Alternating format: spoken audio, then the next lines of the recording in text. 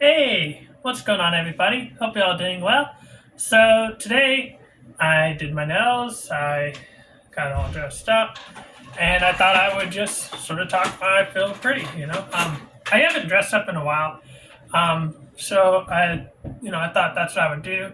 And I think one interesting thing I want to sort of talk about today is confronting avoidance. Particularly, I want to sort of look at this from an acceptance and commitment therapy approach and to sort of talk about what's been my understanding and how I handle it. So, before that begins, I'm going to go ahead and grab a drink and then I'll be right back. So, I've been drinking on this bubbly stuff. This one's strawberry bubbly. Big fan of this. I really like it. It helps with the soda cravings. So I really like it a lot. So I want to sort of talk about what avoidance is and what it's not and how I understand it.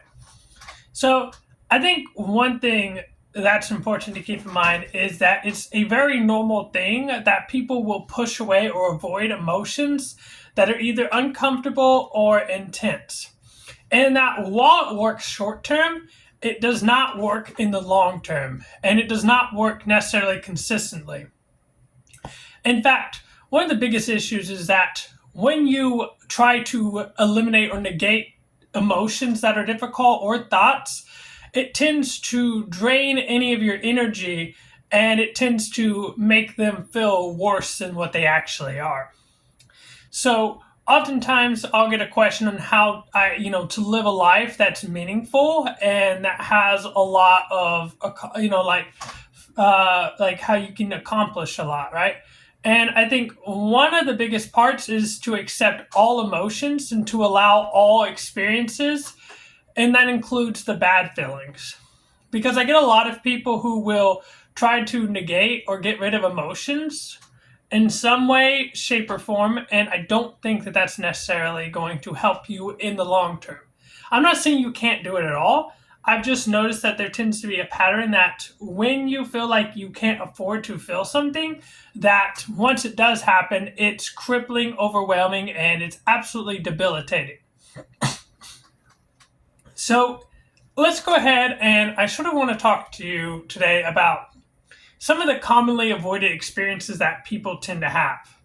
And there's a couple different categories. And the first one that we're going to talk about is thoughts. And so, thoughts often, whenever they occur, there's a strong emotion that is evoked, right?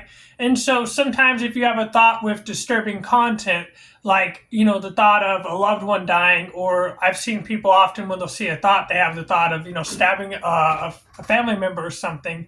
And so their solution to having that thought of stabbing someone is to try to avoid it, negate it, or otherwise try to wrestle and argue with it. And the more you do that, the more it becomes a frightening thing that gathers your attention. At the end of the day, whether it's there or not is not a reflection on who you truly are.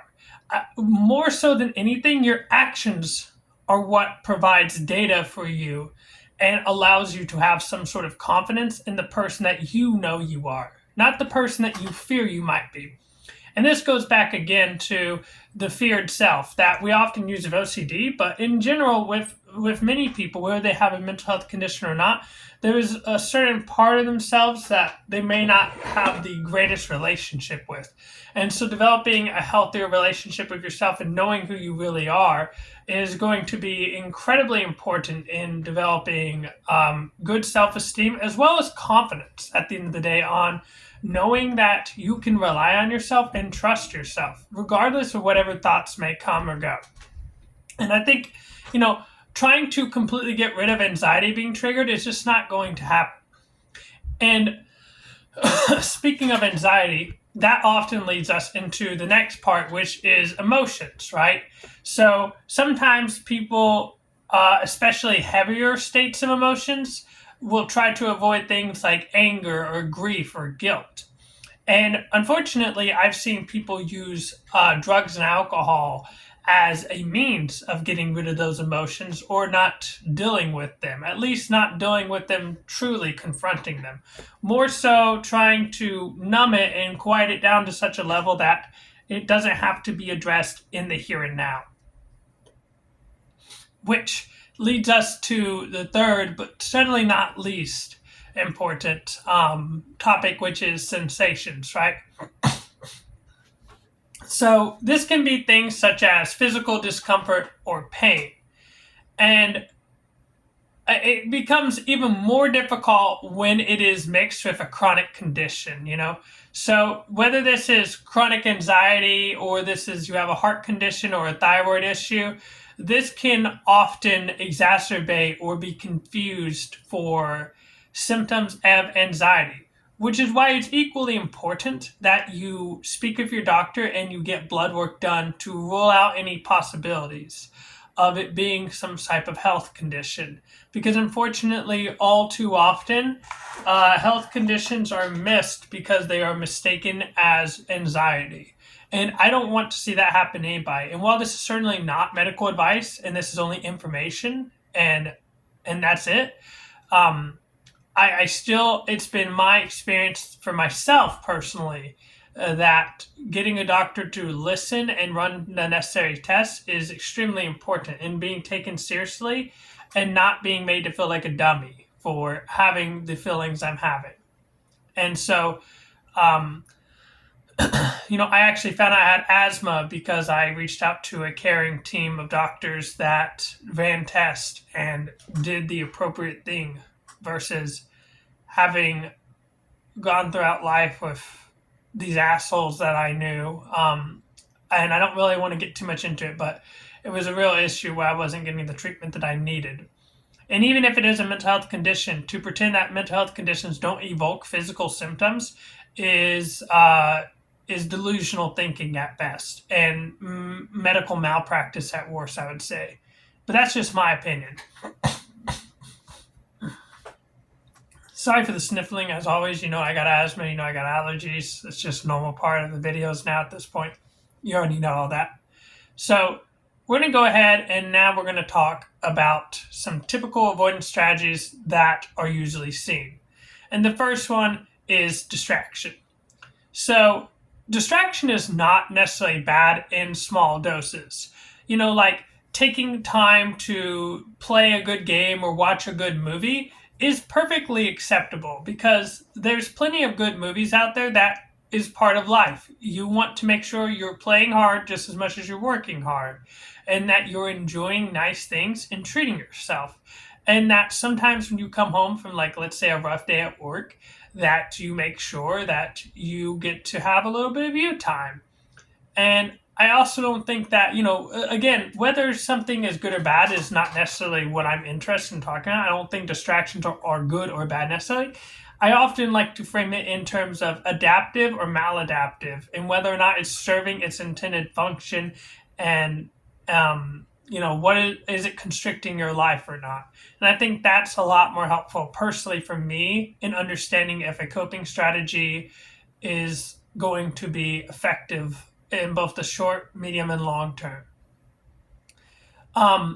What can be particularly bad is if distraction is used in a way to resist any of what you're experiencing, right?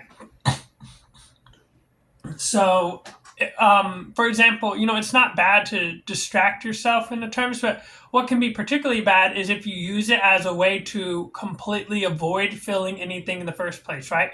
Like, let's say you're having a tough conversation with your partner, and so you start daydreaming or you go off and play video games as a way to ignore them or tune them out. That's not going to be good for your relationship long term. Or another way is if you decide that, instead of listening to the advice of my doctors who have told me to cut back on smoking, I'm just going to heavily drink so that way I can't have any coherent thoughts at all. That would be another example of how distraction is not going to help you. Or, some other good ones would be just playing on your phone all day. Let's say, I've seen this where people talk about going to a social party and instead of talking and interacting with people when they feel overwhelmed, they retreat into their phone and then they miss out. And that's a big part of a lot of avoidance is you end up missing out on a lot of potentially really good experiences. And unfortunately, the mind is built for survival and does not really stop and think about perceived dangers versus actual dangers, especially when you have some type of mental health condition.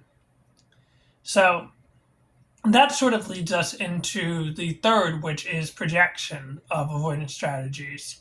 So this can be like if you have a feeling that you're not particularly liking, then you might externalize that onto people like your friends, your parents, your siblings, etc. And what this really is doing is it's taking any personal ownership or accountability of your feelings and it's allowing you to avoid that. Because what it really does is instead of the problem being you, the problem then becomes, let's say, the other person. And this can have a number of negative effects, of course. One of the biggest ones being that it prevents you from growing as a person. Because if there is no problem for you to fix, then there's no actions needed to be done. And I think another issue is it's a lot harder to change the entire external world than it is for us to change our internal world. And projection does not allow us to properly focus and look at things that could be improved upon. Which leads us to the fourth typical avoidance strategy, which is going to be opting out. So oftentimes you have to, I think therapy is a therapy of trust and of willingness to be able to confront emotions that are going to probably be really tough to deal with. Sometimes what I've seen a lot of is that people will avoid certain places. So, this could be like a busy restaurant, or it could be like a loud school event, or it could be avoiding certain types of people. Really, what it comes down to is it comes down to situations that we've determined or have a high probability of eliciting some sort of uncomfortable feeling that we don't really want to deal with or feel like we can't deal with. And so again, willingness is extremely important because because beliefs are not the same as reality. No matter how real they feel, it's important to understand that you have the power to be able to deal with things in a healthy manner and that you are stronger than you think you are. So now that we sort of understand some of the things that the mind does, I think the next topic that's really important to talk about is to name what you are avoiding. And so again, looking at common things that we try to suppress or avoid helps us get an understanding of the patterns of behavior that our mind tends to go towards. So this could be something as simple as a difficult thought about having a conversation with your boss about a promotion, or it could be something a little more complex in which a family dynamic is, anytime you go to see your family, there's multiple moving parts.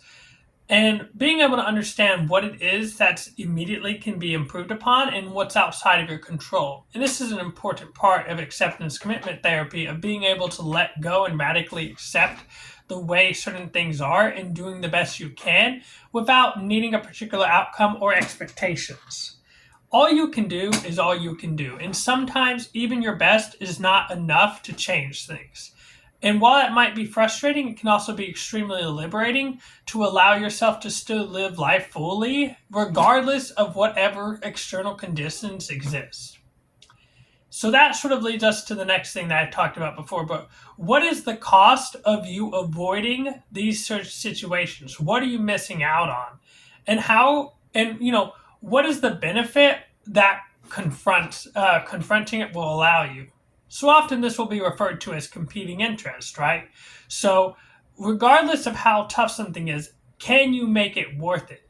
can you think of something that will allow you to sit through the suffering and to be able to provide a life worth living? And if you can, that's fantastic. Because at the end of the day, looking outside of yourself can allow you to sort of escape this internal prison of your mind. So for me, my whys are like my friends and my family or Billy or my pets. They are greater than just myself or any emotions I have, and I can do anything through them. And you can also turn to religion. I think spirituality and religion can have a majorly beneficial impact on an individual's ability to withstand suffering. It is through finding meaning that we are able to push past regardless of whatever emotions we're feeling in that current moment. So, with that being said, we now go into confronting avoidance. And specifically, we are going to talk about what's referred to as limiting beliefs and how to examine them. So oftentimes, our beliefs about our inner experience will affect how willing we are to be in the here and now and be present with that. And so by understanding our beliefs, we can step by step learn to address the certain emotions or sensations that we might deem dangerous, wrong, or proof of weakness. And so once we sort of address that, a really important question is, what do we know for sure? So again, no matter how much we believe in a belief, it's not 100% true. And it's more important to look and find a more balanced way of seeing things for what they are. Because even acknowledging that something's tough is perfectly okay. But what we don't want to do is we don't want to jump all the way to the negative.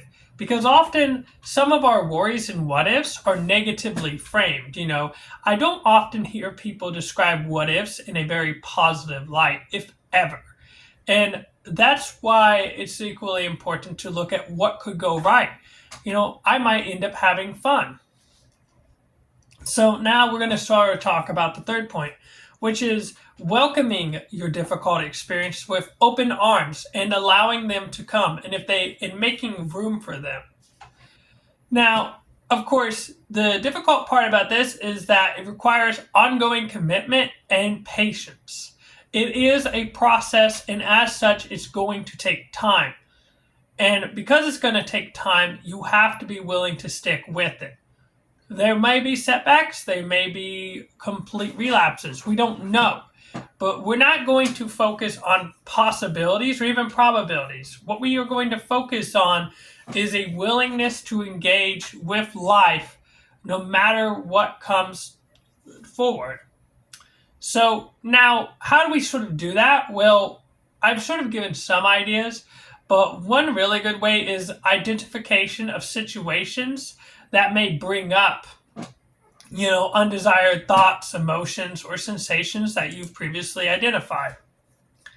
And just simply being aware of the problem, you can then begin to engage in something called opposite action, right? So, one of the best ways to treat depression, if you're laying in bed all day and you're feeling depressed about that, is to get up and exercise or to get moving or do dishes. It doesn't even have to be a monumental task. You just do the simplest thing that's readily available, right?